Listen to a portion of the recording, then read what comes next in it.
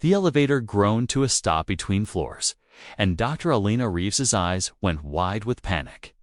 I can't. Her breathing turned shallow. I'm claustrophobic. I shifted closer without crowding her.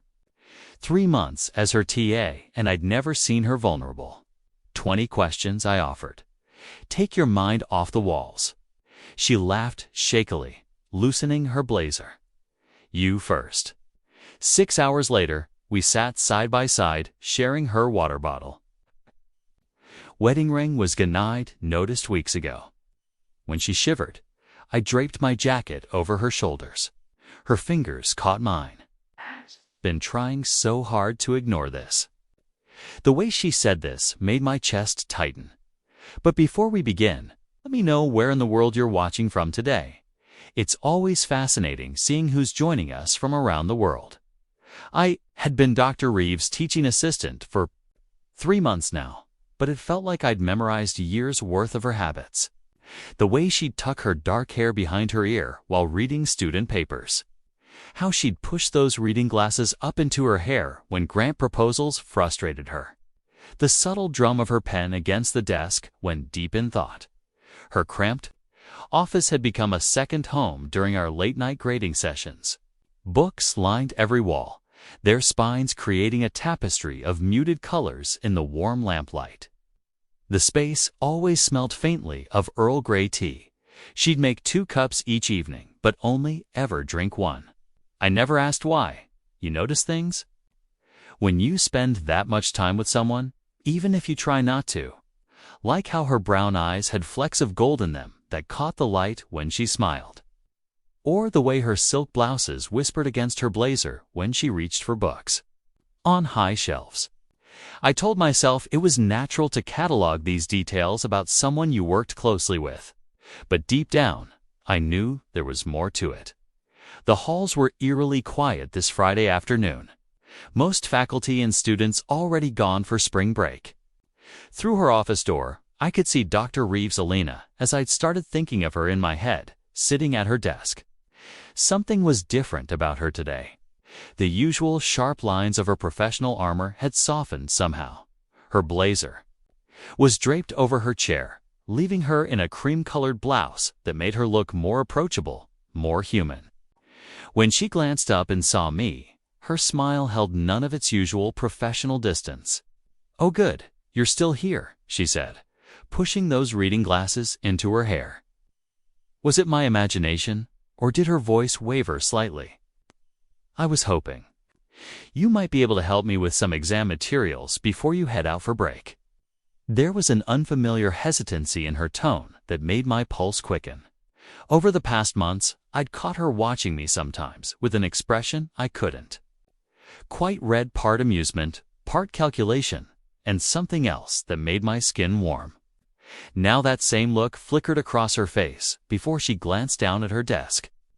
"Of course," I said, stepping into the office. "I don't have any plans."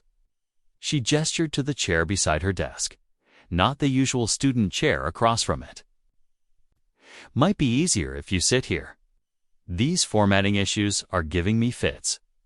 I settled next to her, close enough to catch the subtle scent of her perfume.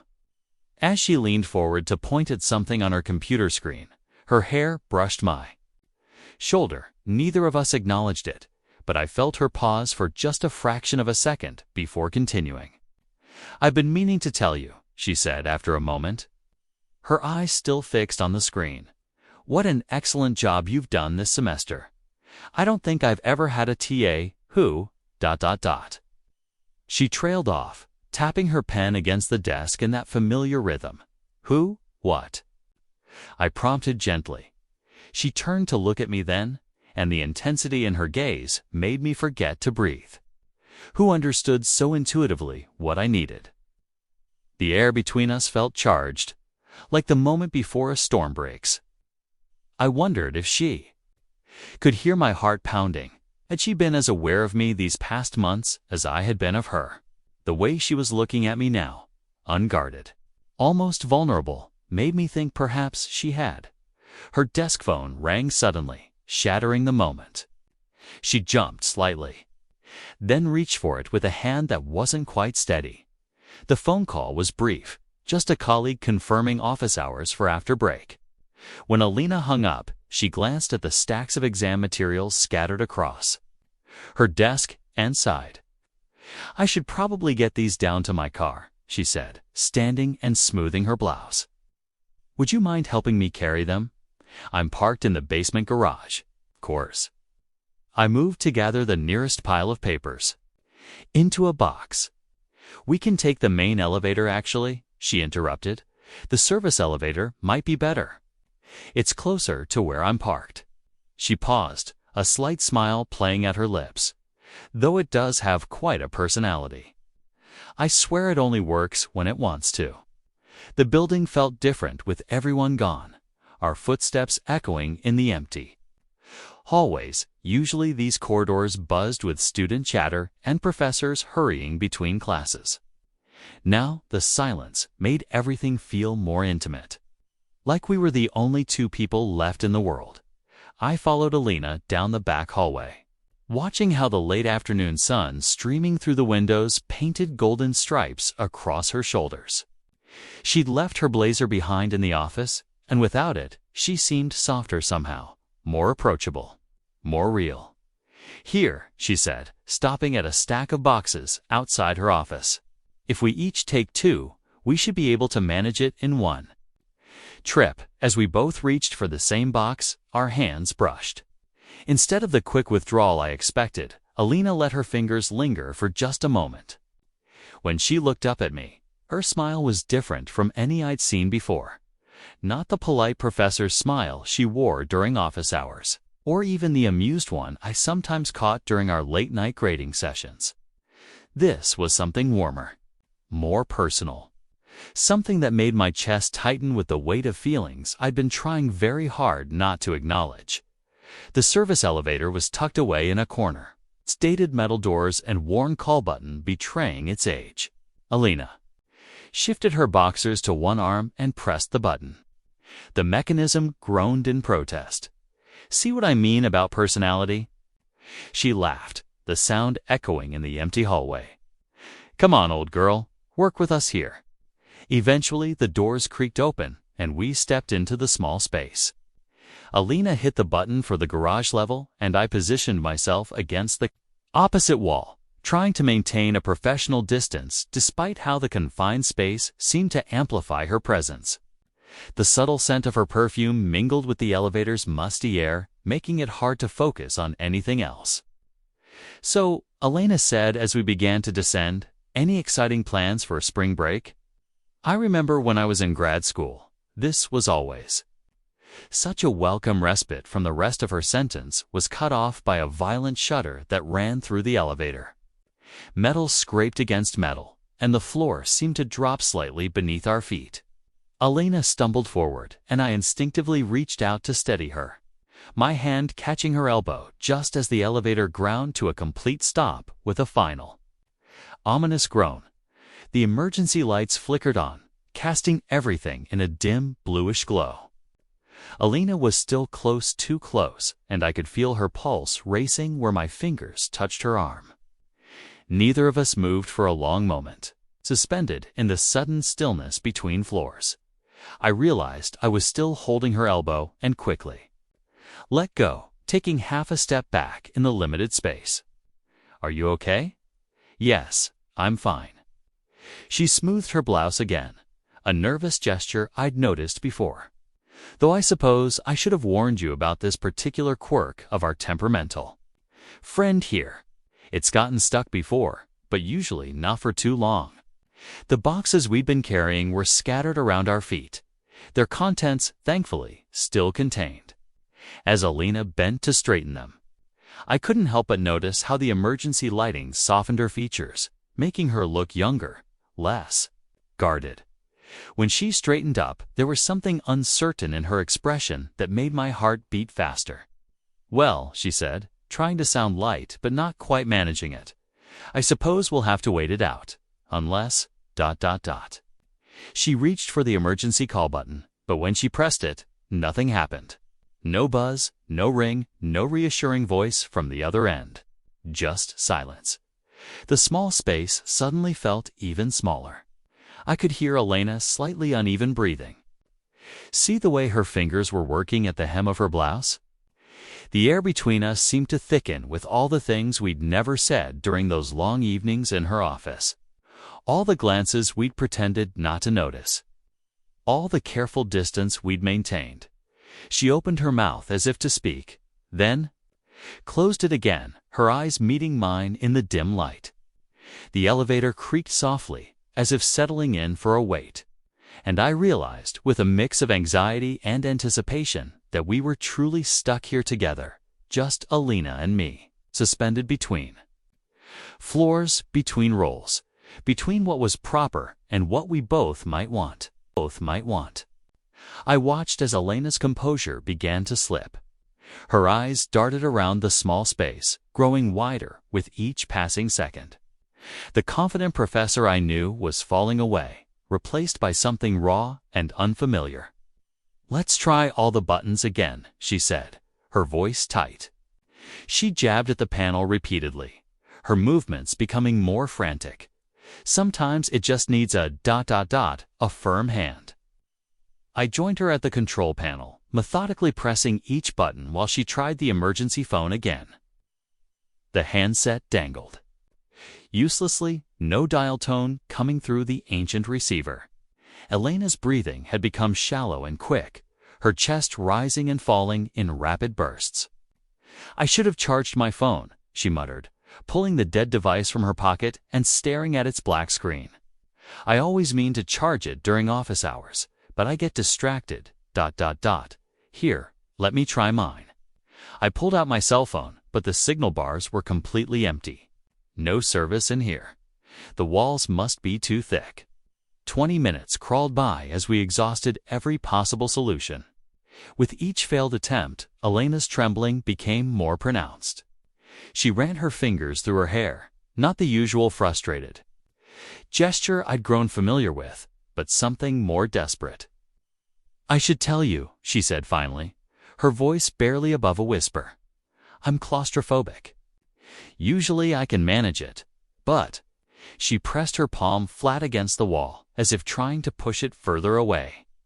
"It's been getting worse lately, since the divorce."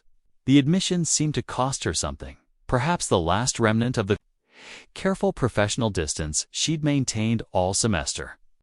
I'd never seen her like this, stripped of her usual self-possession. The emergency lights cast harsh shadows across her face, making her appear younger and more vulnerable than I'd ever imagined possible. "Here," I said gently, "why don't we sit down?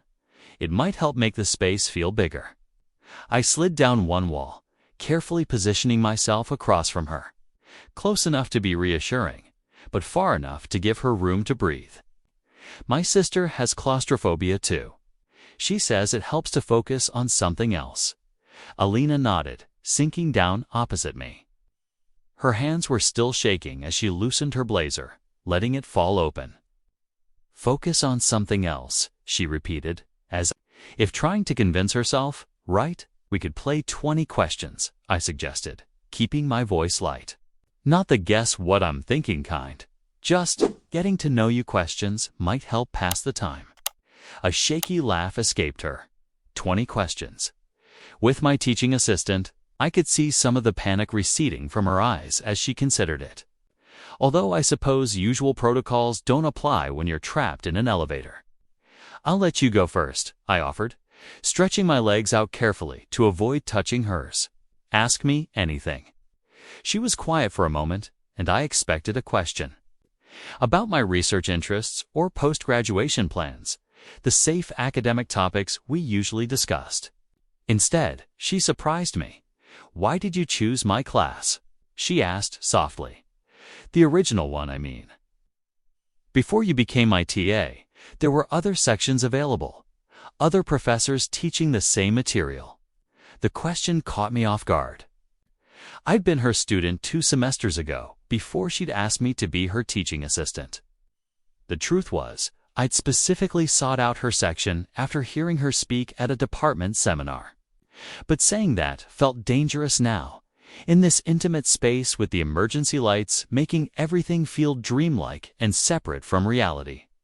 The elevator creaked gently, settling, and Elena's breath caught. Without thinking, I leaned forward, slightly, letting her see my face more clearly in the dim light. "Maybe we should pause the game until you get your breathing under control," I suggested. "Try matching my rhythm in 4/4 counts, out for 4. She nodded, focusing on my exaggerated breathing pattern. Gradually, her chest stopped heaving, and some of the color returned to her face. When she seemed calmer, she raised an eyebrow, expectantly. "You still haven't answered my question?" I met her gaze, weighing how honest to be in this strange, suspended moment. The professional boundaries between us felt as stuck as the elevator, neither up nor down, but somewhere in between. "I saw you give a guest lecture," I admitted finally. "In Dr. Matthews' seminar last fall, the way you talked about literature, ... It wasn't just analysis. You made it feel alive, personal." I paused, watching her expression carefully. I wanted to learn from someone who could do that. The emergency lights flickered briefly, and Alina drew in a sharp breath. But this time, instead of panic, I saw something else flash across her face. A recognition, perhaps, of what I'd left unsaid. The game continued, our questions growing bolder as the emergency lights hummed steadily above us. The initial panic had faded, replaced by something more intimate, as if the elevator's suspension between floors had created a pocket outside of normal time and rules. "Your turn," Alina said, her voice steadier now. "Ask me something." I hesitated, then decided to risk the personal question that had been nagging at me. "You seem different lately. More ... I don't know. Distant, maybe? Like you're carrying something heavy." She was quiet for so long, I thought she wouldn't answer. When she finally spoke, her voice had a roughness I'd never heard before. "I'm divorced. It's recent, finalized 3 months ago." She twisted the bare spot on her ring finger. "I haven't told anyone in the department yet. It feels ... complicated. Academic politics are brutal enough without adding personal drama." "That must be lonely," I said softly. "Maintaining the perfect professor image while dealing with all that, it is." She gave a small, bitter laugh. "Do you know how exhausting it is? Being Dr. Reeves all day, never letting the mask slip." Her voice cracked slightly. Sometimes I forget who Alina is anymore. The raw honesty in her voice made my chest ache. I wanted to reach across the space between us, but instead I offered my own truth. "I understand masks. My father still sends me weekly emails about positions at his law firm. Every single week for 2 years now. The family business," she asked. 3 generations of Chen and Associates. Very prestigious, very profitable, very much not what I want. I shifted, trying to find a more comfortable position on the hard floor. "But telling your father that his life's work means nothing to you? That you'd rather spend your life analyzing Victorian literature? It's not a fun conversation." Elena's expression softened with understanding. "Is that what drew you to the Victorian era? All those stories of people breaking free from society's expectations?" "Maybe," I admitted, "though apparently I'm not. As brave as my dissertation subjects. Still haven't blocked his emails. Speaking of your academic work..." Alina paused, seeming to debate with herself. "I should tell you something about why you're my teaching assistant." I looked at her curiously. "I assumed the department assigned me." "No." She shook her head, a slight flush coloring her cheeks. "I requested you specifically. Actually, I had to fight for you. The department wanted to give me someone with more teaching experience, but ... double quotes, she met my eyes directly. I read your undergraduate thesis on gender dynamics in Victorian sensation novels. It was ... remarkable. The way you analyzed the text, the connections you drew, I knew I needed that mind in my classroom. The admission, stunned me. I'd worked countless hours on that thesis, pouring everything I had into it. To know she'd not only read it, but fought for me because of it. ... I had no idea. We both shifted positions, trying to ease muscles stiff from sitting on the hard floor. As we moved, our knees touched briefly. Neither of us pulled away. That small point of contact became electric, charging the already intimate atmosphere. The emergency lights cast strange shadows as Alina looked at me. Really looked at me, perhaps for the first time not as her teaching assistant, but as a man. "Can I ask you something completely inappropriate?" My heart picked up speed. "Of course, what do you think would happen? ... She started, then paused, choosing her words carefully. "If the university's fraternization rules didn't exist? If there weren't all these careful lines drawn between professors and teaching assistants?" The question hung in the air between us, heavy with implication. This wasn't an academic hypothetical. I could see it in her eyes, dark and intense, in the dim light. Everything we'd been carefully not acknowledging all semester was suddenly present in that small space.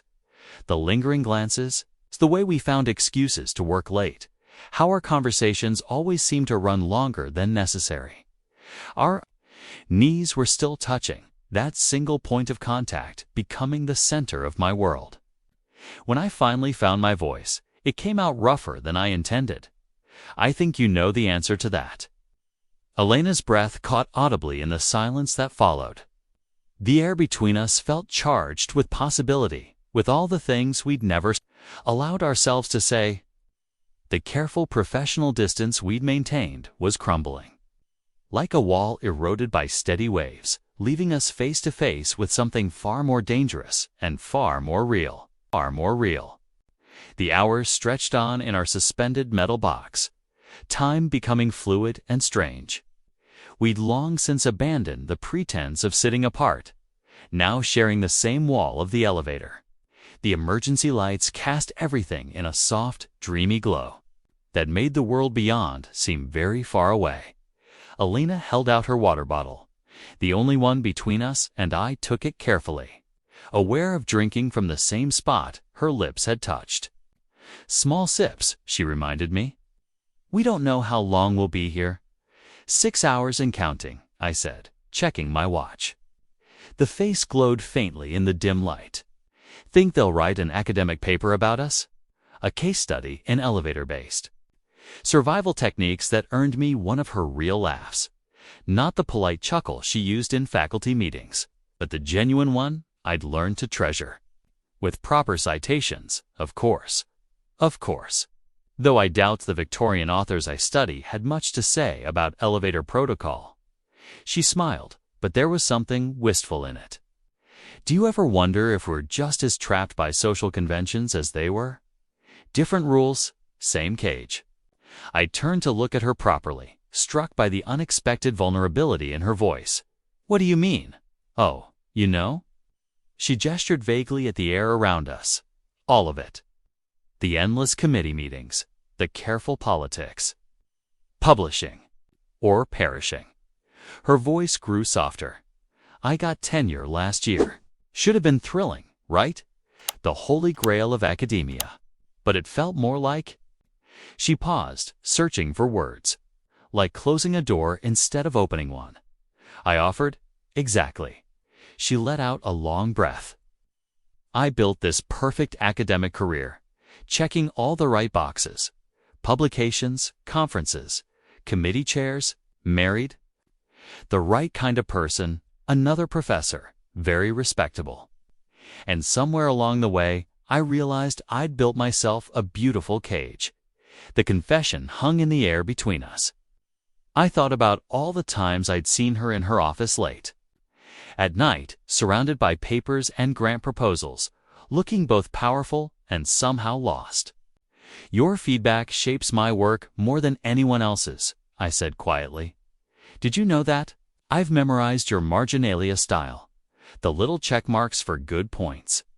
The double underlines for phrases you particularly like. The way you draw. Tiny stars next to ideas you want me to expand. She turned toward me, surprise visible, even in the dim light. You notice all that?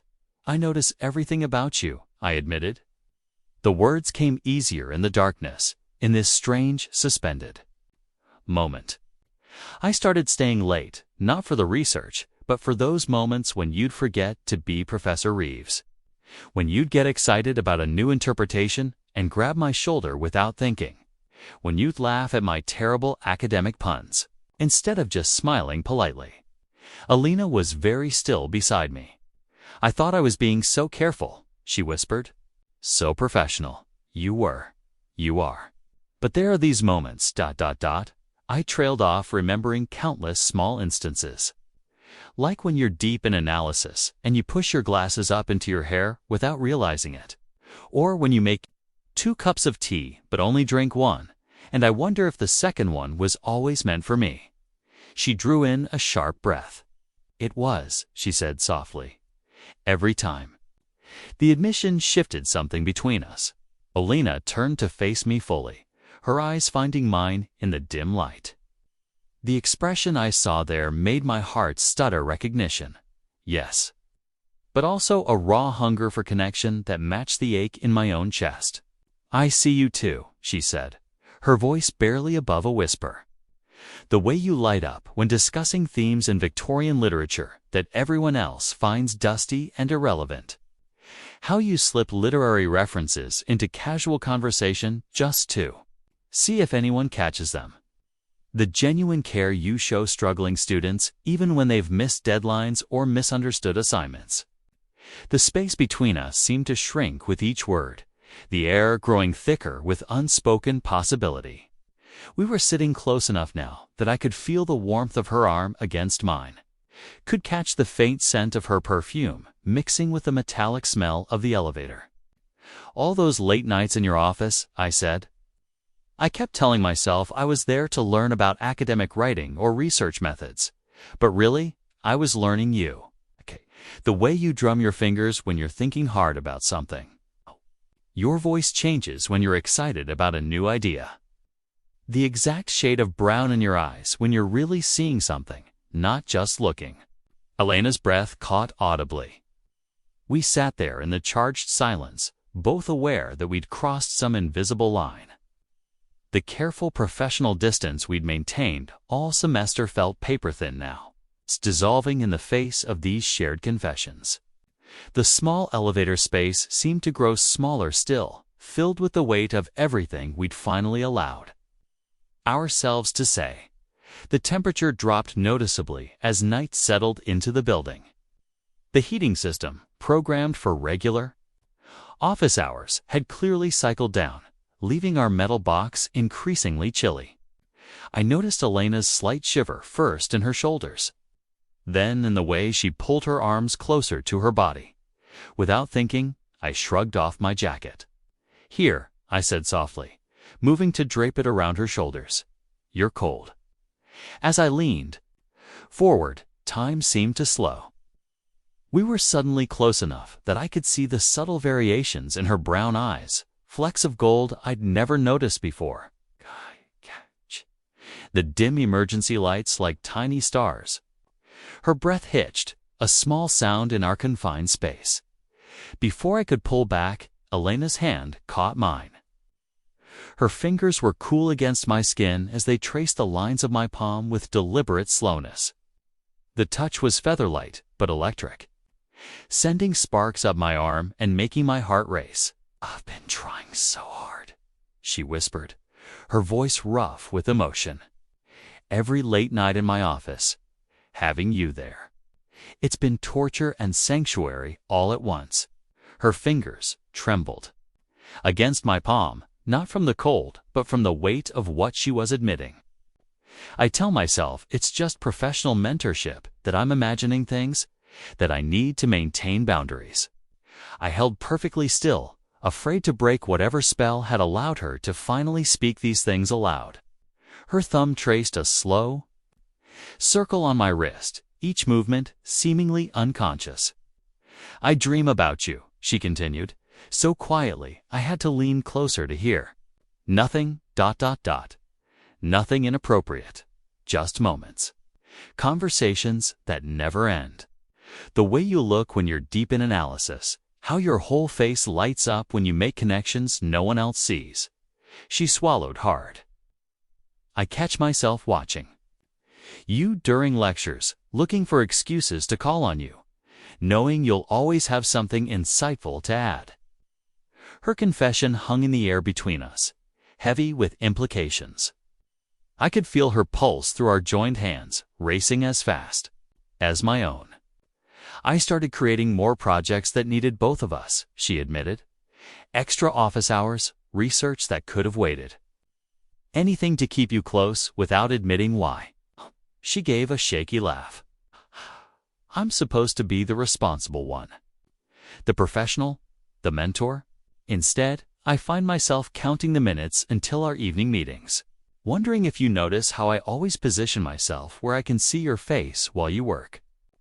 My free hand moved of its own accord, brushing a strand of hair back from her face. She leaned into the touch almost imperceptibly, her eyes closing for just a moment. When she opened them again, the vulnerability there took my breath away. All her careful professional barriers had crumbled, leaving just Alina, brilliant, beautiful, and as affected by our connection as I was. I leaned closer, moving slowly enough that she could easily pull away if she wanted to. Instead, she tilted, her face up toward mine, her lips parting slightly. The air between us felt charged with possibility. With all the things we'd left unsaid for so long, her hand was still in mine, our fingers now intertwined. I could feel every small tremor, every quickened breath. The emergency lights cast soft shadows across her face, making this moment feel somehow separate from reality. A pocket of time where the usual rules didn't apply. I felt the slight pressure of Elena's hand guiding me closer. And then her lips were touching mine. The kiss was gentle, tentative, as if we were both afraid of shattering whatever delicate thing was forming between us. Her lips were impossibly soft, tasting faintly of the mint tea she always kept in her office. Her hands came up to frame my face, fingers trembling against my skin with a tenderness that made my chest ache. She pulled back just enough to look into my eyes, her thumbs tracing small circles on my cheeks. The emergency lighting caught the worry lines forming between her brows, the way her lower lip quivered slightly. "Are you sure?" she whispered, her voice rough with emotion. "Do you understand what we're risking? My career, your future in academia, ... Double quotes. She swallowed hard. Everything we've worked for could disappear if anyone found out. Instead of answering with words that felt inadequate, I leaned in and kissed her again. This time, I poured everything I couldn't say into the kiss. How she was worth any risk. How I'd choose her over career advancement every time. How these months of wanting her from a distance had been my own kind of beautiful torture. Alina made a sound against my mouth that seemed pulled from somewhere deep inside her. Something between a sigh and a whimper. It was surrender and relief wrapped together, the sound of walls finally crumbling. Her fingers curled into my shirt, pulling me closer as she kissed me back with an intensity that made me dizzy. When we finally broke apart, we were both breathing heavily. Alina pressed her forehead against mine, and a shaky laugh escaped her. "I've thought about this so many times," she admitted, her voice barely above a whisper. "In so many different ways. Late at night in my office, watching you work. During lectures when you make those terribly clever observations that no one else gets." She laughed again, the sound both giddy and nervous. But I never imagined our first kiss would be trapped in an elevator. I wrapped my arms around her, drawing her closer until she was practically in my lap. She came willingly, fitting herself against me like she belonged there. The scent of her perfume, something subtle and floral, mixed with the familiar smell of old books that always clung to her clothes. "I don't know how to do this," She confessed into the curve of my neck. Her voice was muffled, but I could hear the tremor in it. I don't know how to want someone this much while knowing it could destroy everything we've built. The department has strict policies about relationships between faculty and teaching assistants. If anyone found out, even as she voiced these fears, her fingers were intertwining with mine, her body pressing closer in contradiction to her words. I could feel her heart racing against my chest, matching the rapid rhythm of my own. The research we're doing together is important, she continued. Your thesis work could open up entirely new avenues in Victorian literary analysis. I don't want to be the reason you lose opportunities or respect in the field. Abranar joined hands up and pressed a kiss to her knuckles, feeling her shiver at the contact. Her other hand was tracing absent patterns on my chest, like she couldn't quite help touching me now that she'd started. And yet, she whispered, pulling back. Just enough to meet my eyes. I can't seem to make myself care about any of that when you're looking at me like this. The vulnerability in her expression made my heart clench. Here was brilliant.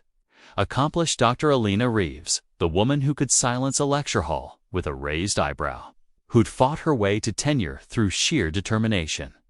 Looking at me like I held something precious and fragile in my hands. 9 hours had passed in our strange bubble between floors.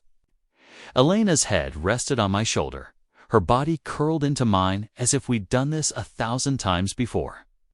The emergency lights had dimmed to preserve power, wrapping us in a cocoon of shadows that made everything feel dreamlike and sacred. Nobody can know about this, Elena whispered against my neck, her breath warm and intimate. Nobody would understand. Her fingers traced delicate patterns on my forearm, each touch sending shivers through me. Nobody else exists right now, I murmured back, running my hand along her spine. Just us, just here. She shifted closer, if that was even possible. You know you're the first person in years who's made me want to break my own rules? Her voice carried a note of wonder. I've been so careful, keeping everyone at arm's length, building walls with perfect academic precision. She laughed softly. Then you came along with your brilliant analyses and terrible puns. I smiled into her. Hare, tell me about these rules you made. Never get too personal with students or colleagues. Keep conversations strictly academic. Don't let anyone see past Dr. Reeves to Alina. She sighed. I got so good at it, I almost forgot Alina existed sometimes. I've always seen her, I admitted, even when you were trying your hardest to be just Dr. Reeves. Alina lifted her head to look at me, curiosity bright in her eyes. What do you mean? I know the difference between when you're truly excited about an idea versus when you're performing enthusiasm for a class discussion. Your eyes get this particular spark when something genuinely interests you. Like when we were debating the feminist undertones in Gothic literature last week. She traced my jawline with gentle fingers. What else have you noticed? The way you push your glasses up into your hair when you're frustrated. How you drum your pen against your desk when you're deep in thought. The slight smile you try to hide when someone makes an unexpectedly insightful comment. I caught her hand and pressed a kiss to her palm. I've been cataloging Alina moments for months. Her breath caught. I thought I was being so subtle watching. You, all those late nights I invented reasons to keep you in my office. ... You weren't subtle, I teased gently. But then, neither was I. She buried her face against my chest, her next words muffled. What are we doing? This is impossible. The department would never. Nobody. I reminded her, echoing our earlier mantra, nobody else gets to decide this. But they will, she sighed. The moment these doors open, reality comes rushing back in. The faculty handbook has very specific policies about relationships between teaching assistants and professors. I stroked her hair, feeling its softness between my fingers. Is that what this is? A relationship. Alina went very still in my arms. "I don't know what this is," she whispered. "I just know that when I'm with you, I feel more like myself than I have in years. The real me, not the carefully constructed academic version." "I know exactly what you mean," I said. "It's like finally being able to breathe after holding your breath for too long." She shifted to look up at the dark ceiling. "Do you think this is the universe giving us permission? Breaking down this elevator so we'd finally be honest with each other?" A small laugh escaped her. "Or maybe it's just playing a cruel joke, giving us these hours together, knowing we can't keep them." "Maybe it's both," I suggested. "A gift and a warning wrapped together." Elena's hand found mine in the darkness, our fingers intertwining. "Nobody," she whispered again, but this time it sounded more like a prayer than a declaration.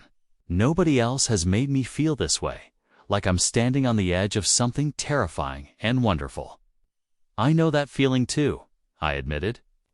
"Every time you look at me like you're seeing straight through to my soul." She squeezed my hand. "What happens when the sun comes up? We'll figure it out," I promised, though we both knew it wasn't that simple. Whatever comes next, at least we're not pretending anymore. Alina went quiet for a long moment, her thumb tracing circles on my palm. "I've spent so long building this life," she finally said. "This reputation, this career. And now, here I am, ready to risk it all, because being near you makes me feel alive in ways I'd forgotten were possible." The weight of her words settled around us like a blanket. We held each other in the darkness, whispering impossible things, sharing truths we'd never dared voice before. Our bubble felt both fragile and unbreakable, suspended in time between who we were supposed to be and who we were when we were alone together. The first warning was a subtle vibration, so faint I almost thought I imagined it. Then the elevator shuddered with more purpose, its ancient machinery groaning back to life. Alina and I sprang apart instinctively, muscle memory taking over as our sanctuary crumbled around us. The emergency lights flickered, then brightened, harsh fluorescence replacing our intimate darkness. We stood awkwardly apart, reality rushing in with the light. 9 hours of whispered confessions and tender touches suddenly felt like a dream I was struggling to hold on to. Alina moved first, straightening her blazer, my jacket still draped. Over her shoulders, she started to remove it, but I shook my head. "Keep it for now," I said softly. "It's still cold." She nodded, something vulnerable flickering across her face before the professional mask began sliding back into place. I watched as Dr. Reeves emerged, piece by careful piece, shoulders squaring, chin lifting, spine straightening. Yet her hands trembled slightly as she reached up to smooth her dark hair. "Here," I murmured, stepping closer. "Let me help."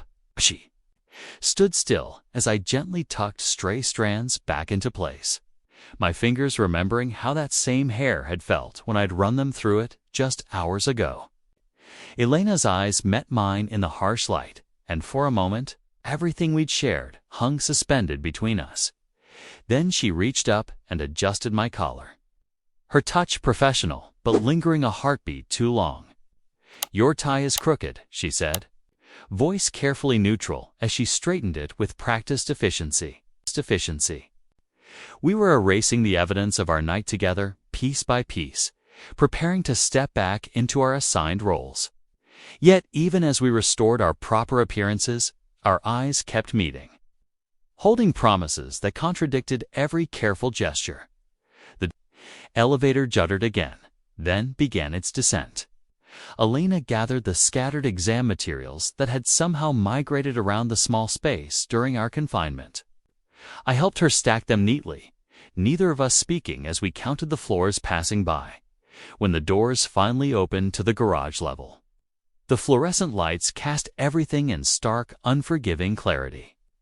Elena's car sat alone in the massive space, a silver beacon of normalcy waiting to carry us back to the real world. The click of her heels echoed off concrete as she walked toward it. each step taking her further from the Alina I'd held in my arms. I followed with an armful of boxes, watching her hands shake slightly as she tried to fit her key into the trunk lock. Without commenting, I shifted my load to one arm and steadied her wrist with my free hand. She froze at the contact, then let out a shaky breath. "Thank you," she whispered, though whether for the steadying touch or everything that had come before, I wasn't sure. We loaded the boxes in silence, each movement careful and measured. The trunk closed with a final sounding thunk that made us both flinch. Alina turned to face me, keys clutched tight in her hand. "The buses won't be running yet," she said, her voice striving for its usual professional tone but not quite making it. "I can drive you home." Her hand touched my arm briefly, the gesture so quick anyone watching might have missed it. I knew I should refuse. Stepping out of the elevator was supposed to mean the end of whatever had happened between us. But the thought of walking away from her now, of pretending the last 9 hours hadn't changed everything, felt impossible. "That would be helpful," I replied carefully, "if you're sure it's not out of your way." "It's no trouble," she said, and we both pretended not to hear the tremor in her voice. She unlocked the passenger door first, holding it open with that same careful neutrality she used when welcoming students into her office. But as I slid past her into the seat, her free hand brushed against mine, our fingers tangling for just a moment before letting go. 9 hours ago, we had been professor and teaching assistant, maintaining professional distance as we loaded exam materials.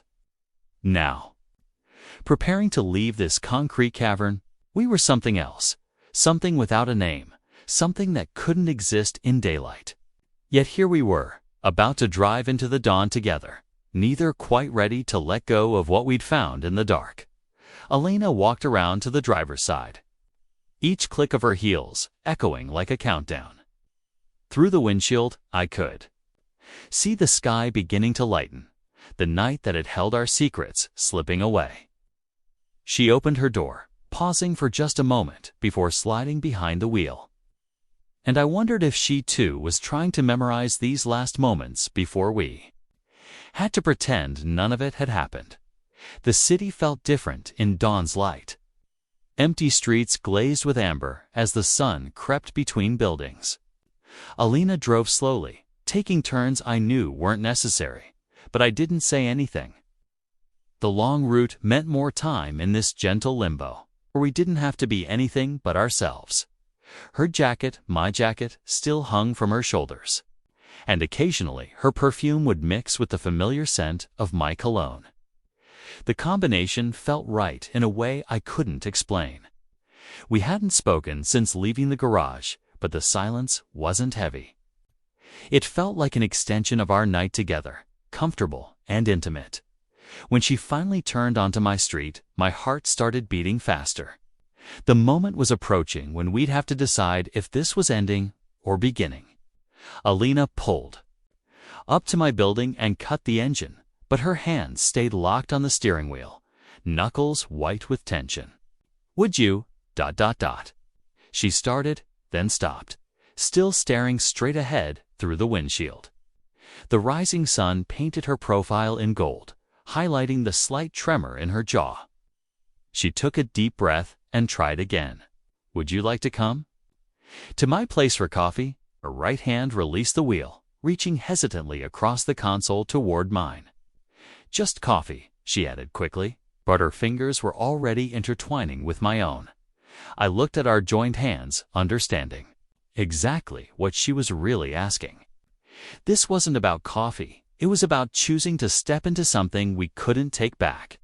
All the professional consequences, the complexity, the impossibility of our situation hung in the air between us. Then I looked at her face, this brilliant, brave woman making herself vulnerable one more time, and realized the real choice had been made hours ago. It happened the moment she asked what we'd do without rules, when we were just two people finding each other in the dark. I followed Alina through her front door, watching how her shoulders relaxed the moment we stepped inside. Here, away from fluorescent lights and institutional walls, she moved with a different kind of grace. Her townhouse felt warm, lived in books stacked on coffee tables, a forgotten tea mug by the couch, research papers spread across her dining room table. In the kitchen, she went through the motions of making coffee with careful precision, measuring beans and water as if this were any ordinary morning. We stood there pretending this was normal, just a professor and her teaching assistant sharing dawn coffee after an elevator mishap. But the air between us held electricity, making every small movement feel significant. When she handed me a mug, our fingers touched and held. The contact stretched, becoming something more: permission, invitation, certainty. I set my untouched coffee on the counter and drew her to me. She came willingly, melting against my chest with a soft sigh that felt like recognition. This kiss was different from the desperate ones we'd shared in the elevator. Here, we moved slowly, deliberately, each touch an intentional choice rather than a reaction to circumstance. Alina broke away first, taking my hand and leading me through her home. At the bottom of the stairs, she turned to face me. "Are you sure?" she whispered. "After this, everything changes." I lifted our joined hands, pressing my lips to her palm, in silent promise, and followed her upward. I woke to the sound of quiet humming and the scent of coffee drifting through my apartment. Alina stood at my kitchen counter wearing my wrinkled dress shirt from yesterday, her dark hair falling loose past her shoulders. The melody wasn't quite familiar, maybe Joni Mitchell, or maybe just the sound of her own contentment. We'd come back here in the early hours, my place being closer to campus. Carrying Thai takeout and this new gravity between us, she turned, coffee mug extended, and pressed one finger to her lips with a soft smile. Our secret hung in the steam rising between us, written in the way morning light caught the silver at her temples, in how naturally she moved through my space. Neither of us mentioned Monday or the careful choreography we'd need in department meetings, or how we'd maintain professional distance in fluorescent-lit hallways.